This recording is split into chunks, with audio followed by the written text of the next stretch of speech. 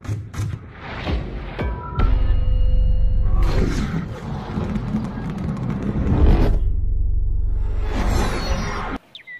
Assalamualaikum warahmatullahi wabarakatuh. Pertemuan kita kali ini adalah membahas tentang discharge planning dalam praktek manajemen di rumah sakit. Discharge planning itu sebenarnya perencanaan pulang untuk pasien. Dan lebih spesifik, discharge planning itu ya manajemen perawatan yang di-planning oleh perawat untuk kegiatan lanjut selama mereka di rumah. Beberapa tujuan yang ingin dicapai dalam program discharge planning itu adalah: satu, menyiapkan pasien secara fisik, psikologis, dan sosial. Jadi secara fisik itu nanti tubuhnya atau kondisi badannya bisa beradaptasi selama pemulangan ya. Terus secara psikologisnya nanti dia sudah mulai memanage psikologisnya untuk hadir kembali di keluarga. Dan secara sosial dia sudah siap untuk masuk di komunitasnya. Target kedua adalah meningkatkan kemandirian pasien saat perawatan di rumah. Nah, ini nanti tergantung kondisi dan kebutuhan pasien. Berbeda pasien, berbeda target tentunya ya. Dan target yang ketiga, sebagai tindak lanjut perawatan yang berkelanjutan pada pasien. Jadi kalau misalnya ada perawat luka ya dilatih dulu pasiennya, hal-hal yang bisa dilakukan oleh pasien dan keluarga.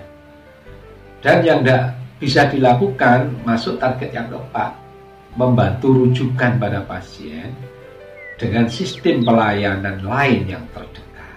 Jadi misalnya nanti kita kasih keterangan bahwa pasien itu butuh perawatan luka kencing manis, yang dibutuhkan adalah A, B, C itu, sehingga dia pada saat kontrol ke tenaga kesehatan yang lain atau perawat komunitasnya sudah tahu pasti apa yang dilakukan berdasarkan keterangan yang dibuat oleh perawat rumah sakit.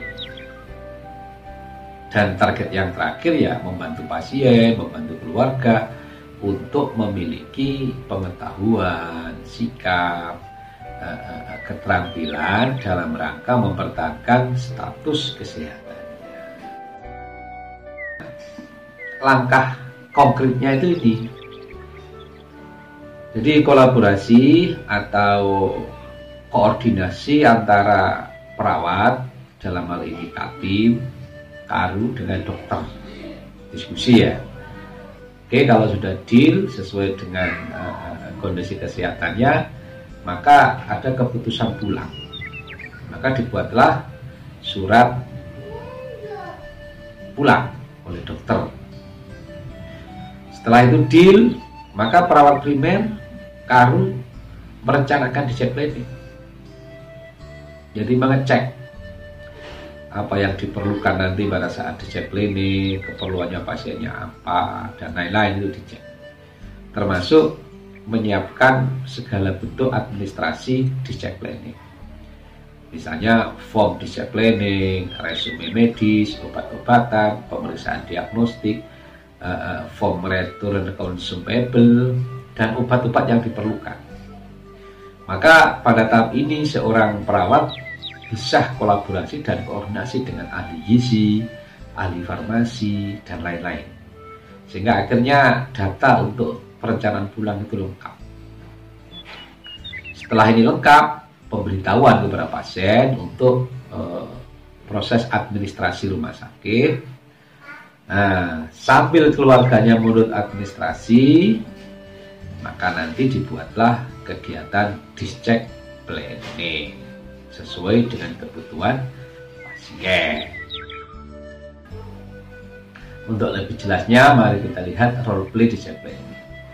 Jadi yang pertama adalah proses koordinasi dan kolaborasi Karu perawat primer dengan dokter. Seperti ini. Ya, selamat pagi Mbak. Mohon izin melaporkan pasien kamar 3A atas nama Tuan Farid, usia 27 tahun, dengan diagnosa DHF hari ke-8, didapatkan hasil pengukuran tensi 120/80, nadi 90, RR 19, SPO 98, sudah tidak panas. Hasil lab terakhir normal, yaitu trombositnya 200, HB 10. Itu kan pasien yang bencana KRS kemarin yang Mbak? Siap, dokter. Ya kan masih diobservasi kemarin, kalau misalnya bagus, itu hasilnya juga sudah bagus semua. Ya. Rencananya pulang hari ini. Sudah, ayo ke pasiennya sekarang. Setelah koordinasi dan laporan, biasanya dokter dan perawat memeriksa kondisi pasien. Hari ini hasil labnya sudah, saya lihat tadi sudah dilaporkan sama Suster Dewa. Jadi untuk hasil labnya sama kondisinya Pak Farid sekarang sudah bagus. Jadi insya Allah nanti sore rencana pulang ya Pak. Oh, boleh pulang ya? Iya, boleh. Jika sudah dipastikan kondisi pasien memenuhi standar pulang, maka dokter tanda tangan untuk pemulangan untuk melengkapi administrasi.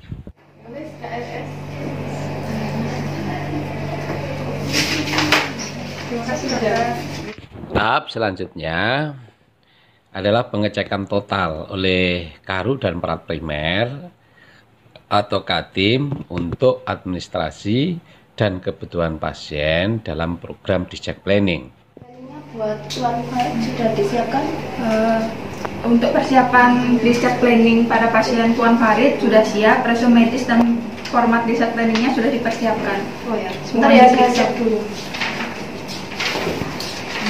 Ya sudah segera mintakan tanda tangan untuk keluarganya. Siap, Tuan Farid. Tahap akhir adalah pelaksanaan discharge planning.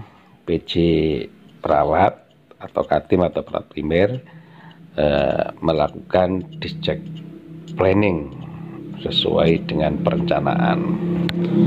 Selamat pagi Bu. Bagaimana kabar hari ini? Baik, alhamdulillah. Hari ini ada kabar baik untuk Ibu. Jadi hari ini Tuan Farid diperbolehkan pulang oleh Dokter Dina. Namun sebelum pulang, keluarga harus mengurus administrasinya terlebih dahulu. Tadi sudah saya urusan administrasinya. Oh iya, baik. Komunikasinya. Ya. Kemudian saya akan menyampaikan hal-hal terkait dengan perawatan Bapak di rumah. Bagaimana? Apakah Ibu bersedia? Ya, bersedia. Pasien atas nama Tuan Farid, usia 27 tahun, MRS pada tanggal 17 Juni 2019, kemudian keluar rumah sakit pada tanggal 24 Juni 2019 dengan diagnosa demam berdarah. Dari Dokter Dina mengizinkan pulang dan meneruskan perawatan dengan rawat jalan. Kondisi Tuan Farid sudah membaik dengan tensi 120/80. Sudah nggak panas ya Bu ya, 36,5. Hasil lab terakhir semuanya normal. Dan untuk kontrolnya tanggal 27 bulan Juni 2019 jam 8 di Politropik Medik. Siap. Untuk obat yang dibawa ada vitamin Neurodex satu kali sehari setelah makan. Kemudian ada Cefixime antibiotik 2 kali 1 setelah makan juga. Kemudian hasil pemeriksaan yang dibawa pulang ada hasil laboratorium dibawa pada saat kontrol ya Bu ya. Kalau sampai di sini mungkin ada yang kurang jelas. Sudah jelas.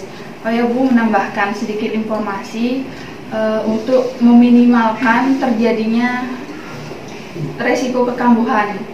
DBD disebabkan oleh nyamuk Aedes aegypti, maka ibu dan keluarga harus menjaga kebersihan diri dan lingkungan secara rutin. Misalnya mengurus bak mandi 2 kali seminggu dan jangan menumpuk atau menggantung baju terlalu lama. Itu Bu.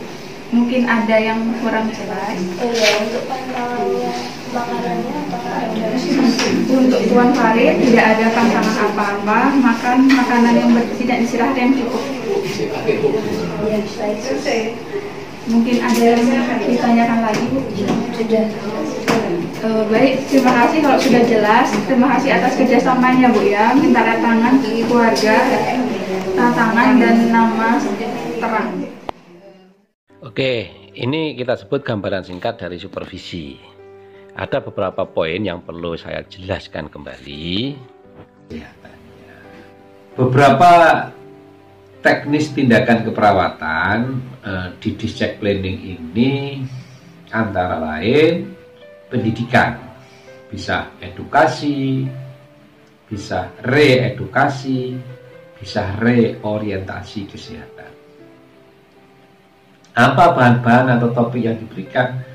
Bisa diet, waktu kontrol, tempat kontrol, bisa obat-obatan yang masih diminum selama di rumah, dosisnya berapa, terus cara pembeliannya bagaimana, terus nanti kalau obatnya habis kemana. Nah, itu kita buatkan di checklist di discharge planning nanti. Dan yang kedua, program pulang bertahap. Rujukan itu sebenarnya kan integrasi pelayanan. Sakit itu kan punya integrasi dengan perawatan komunitas, atau rumah sakit mempunyai home care. Perawat-perawat yang kerja di situ punya home care nanti disalurkan, sehingga pasiennya nanti selama perawatan di rumah, misalnya perawatan luka, itu dia tidak bingung, dia langsung eksekusi. Gitu ya, itu namanya integrasi. Ya, ingat, apa yang kita berikan kepada pasien disesuaikan dengan kebutuhannya, disesuaikan dengan penyakitnya, sehingga berbeda pasien nanti, berbeda programnya. Oke, demikian sekilas tentang discharge planning. Mudah-mudahan paham dan jelas. Terima kasih, sukses selalu. Assalamualaikum warahmatullahi wabarakatuh.